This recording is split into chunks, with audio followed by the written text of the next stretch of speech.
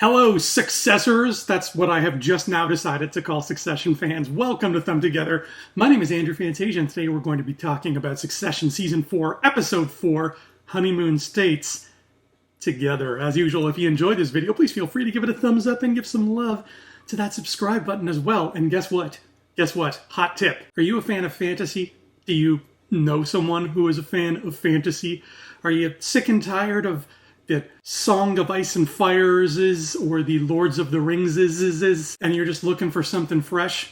Well, look no further, my friend, because I happen to also be a self-published author, and these are my fantasy books from the giant fantasy series I have been working on for a long time, and they are available right now on Amazon.com. That's right, not one, but two of them are available to purchase right now in hardcover, softcover, and ebook. You can get those right now on Amazon. I will put a link in the description below. This purple one is the first one, followed by the silver one. Check out We Were Wizards. That's the name of the story. I promise the fantasy fan in you will thank me for it. I hope. All right, shameless plugging out of the way. It's time to talk about Honeymoon States, baby.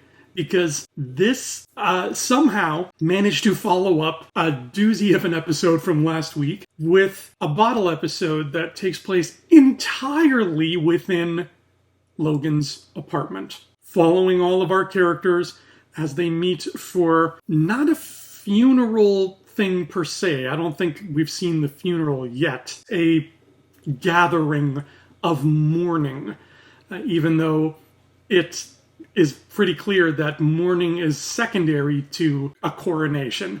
That's really what's happening here. And like any great comedy of errors, which Succession pretty much is, you have this setting where all of these characters are popping in and out, walking through rooms, shutting doors, opening other doors, having clandestine conversations off in one corner while somebody else is coming down the stairs. There's a lot of great, subtle choreography happening in Honeymoon States. I want to watch it again to kind of get a sense of where everybody is at every given time, because I feel like that was plotted out to the most minute of details. Somewhere in the writer's room is a map of Logan's apartment, and when they were working on this, they stuck that up on a whiteboard and just went to town with where everybody was positioning themselves. Right off the top, we got what ended up being my favorite quote of the whole episode, because Kendall walks out of the elevator into the apartment and is greeted by none other than Marcia, who has been MIA for a long time, back from her permanent shopping trip to Paris. She greets him and she says, "Kendall, I'm so sorry for your loss." And completely shocked to see her,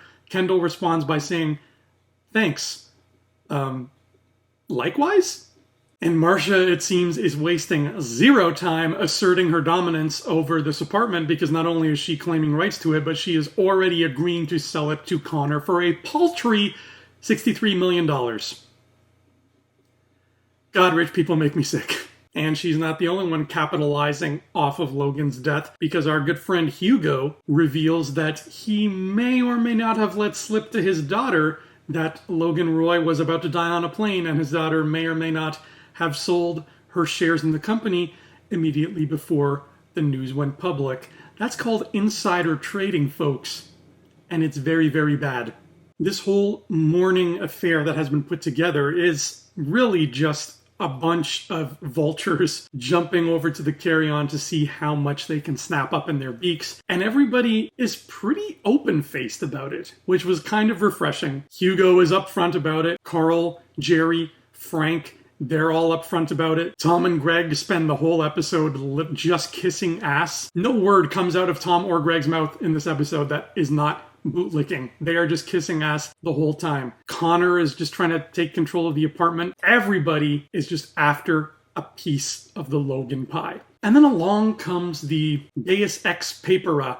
Well, no, it's not a Deus Ex Machina, because it doesn't really solve everybody's problems. In fact, it creates brand new ones. Frank discovers a paper up in a safe in Logan's library. And this whole scene regarding the paper, it raises a bajillion questions, at least for me. First of all, Frank says he's executor of the will. I would have thought maybe Logan would have made one of his attorneys executor. I don't know. It feels weird that it's Frank.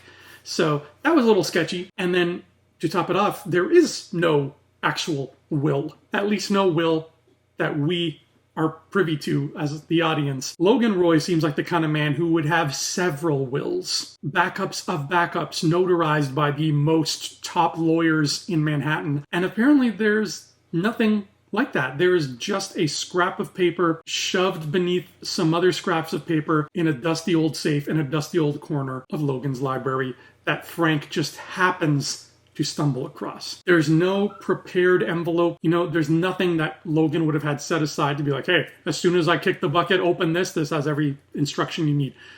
Logan seems like the kind of guy who would have that. I mean, he's not naive enough to think he can just take everything with him unless he has some plan we haven't seen yet, which would be pretty interesting. I'm not going to lie. I couldn't help but think that Logan Roy is absolutely the kind of person who would send everybody on some kind of Da Vinci Code-esque wild goose chase after his own demise to see them just scramble for his fortune while he laughs from the afterlife.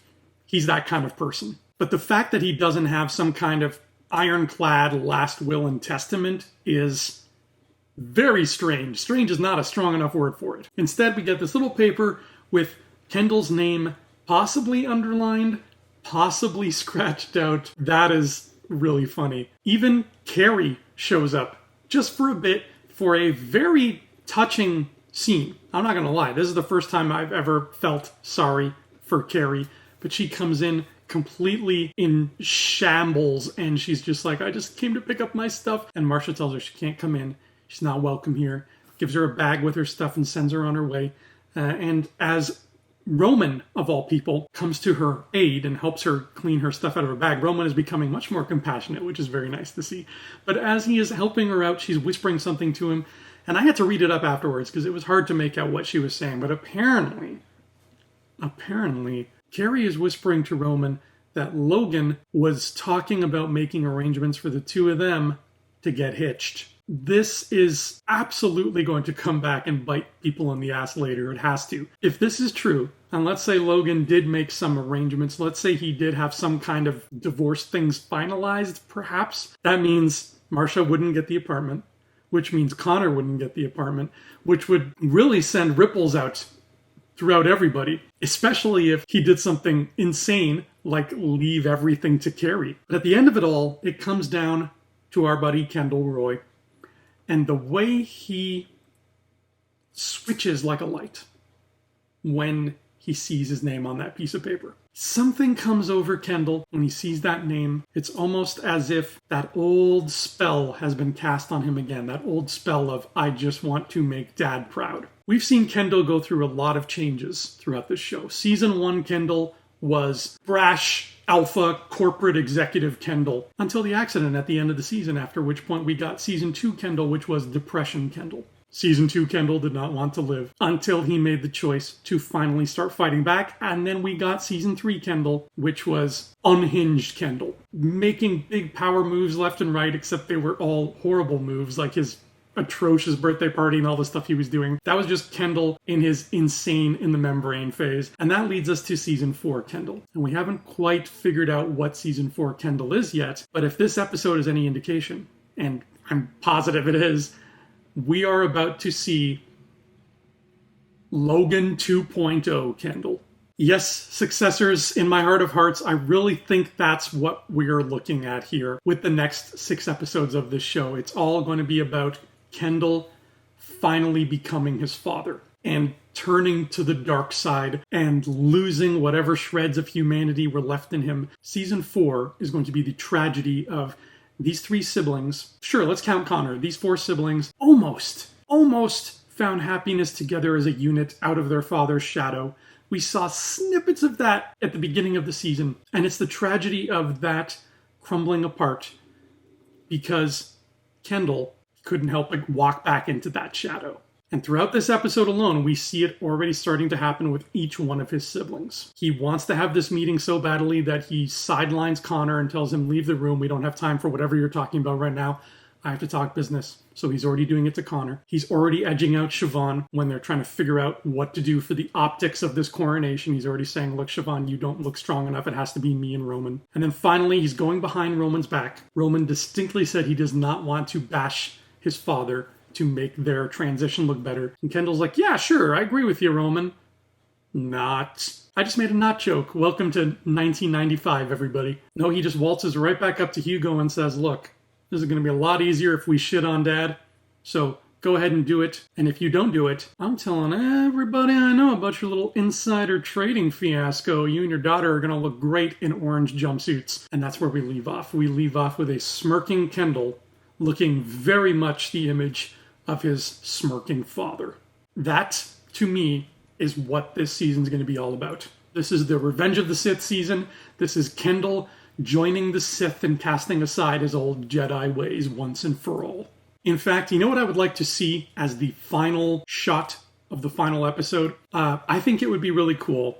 This is just me talking here. I want the last episode to not have the opening credits, okay? Bear with me, because I know we all love these opening credits. But I want the last episode to not have those credits. I want it to just start and go into the whole flow of the episode, and whatever happens, happens, blah, blah, blah, until we get right to the end. And I would like the show to end on this note. I would like it to reach the point where the story's over and it ends. And instead of cutting to black and cutting to credits, we cut to the opening credits as our closing credits with that music, right? Except they're different. Except this time, we see home movies of Kendall's children.